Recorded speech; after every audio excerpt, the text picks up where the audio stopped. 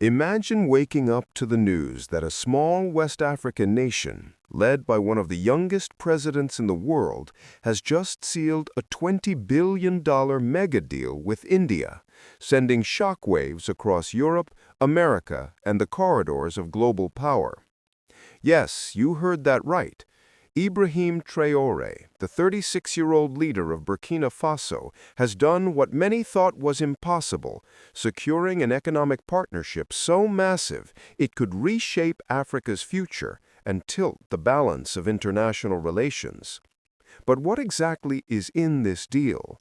Why did India agree to pour such an astronomical sum into Burkina Faso, a landlocked country in West Africa? And why is the West panicking over this alliance? To understand the depth of this agreement, you first need to know the man behind it. Ibrahim Traoré is not your typical African leader. In 2022, he rose to power through a military-led transition, promising to free Burkina Faso from decades of foreign domination and give power back to his people. Where most young leaders might be overwhelmed, Traoré turned it into an opportunity. He openly challenged France, the country's former colonial ruler, and shifted alliances toward new global partners, Russia, China, and now India. For many Africans, he symbolizes resistance against neocolonialism. For the West, he represents a serious challenge because every move he makes weakens their grip on Africa. Now let's look at India. Why did New Delhi step forward with $20 billion?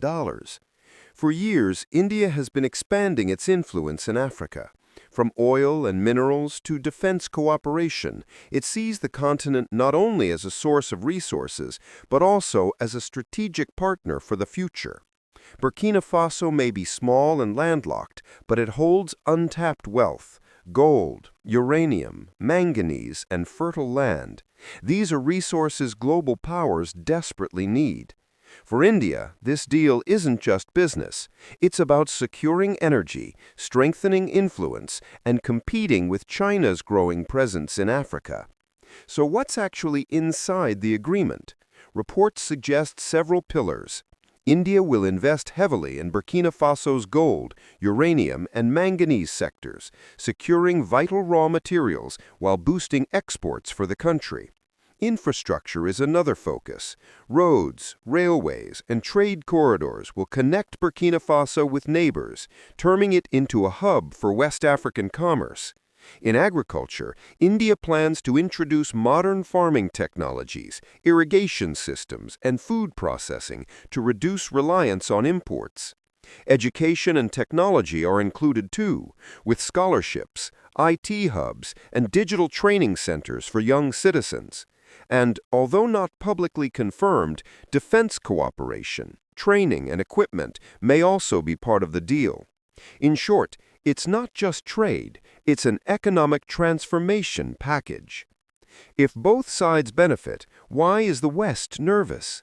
The answer is power.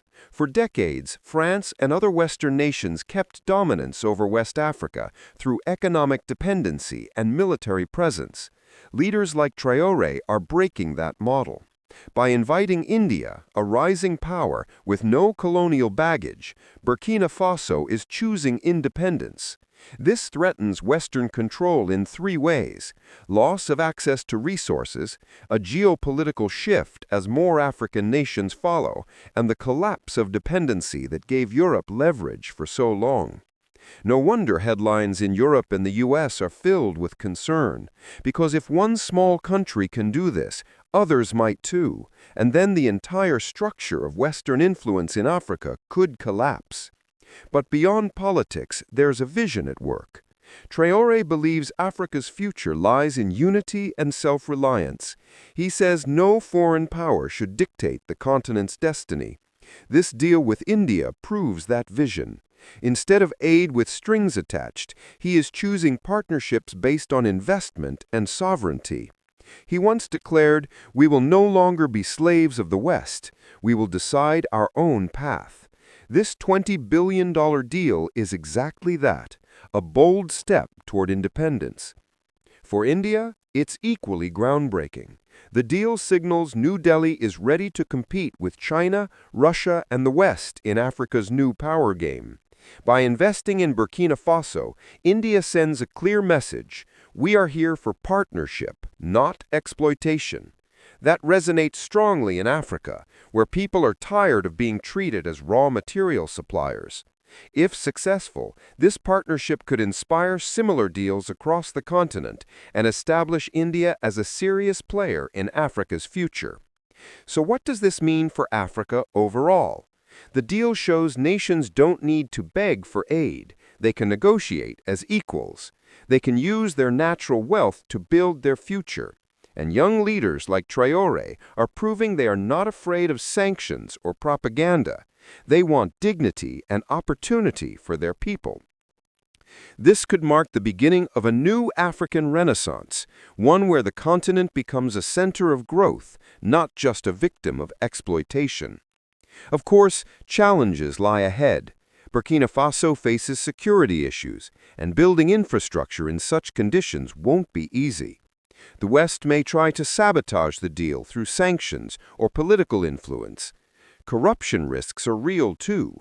Ensuring the $20 billion actually benefits ordinary people, not just elites, is critical. But despite these hurdles, the potential is enormous. If this deal works, it could become a model for the rest of Africa.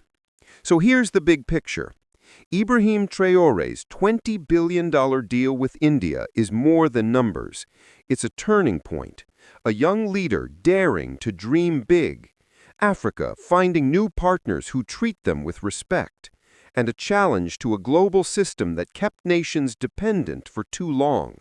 The West may see it as a threat, but for millions of Africans, it is hope.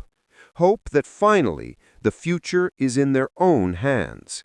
If this deal succeeds, history may look back at this as the moment when a new chapter began, not just for Burkina Faso, not just for Africa, but for the entire world.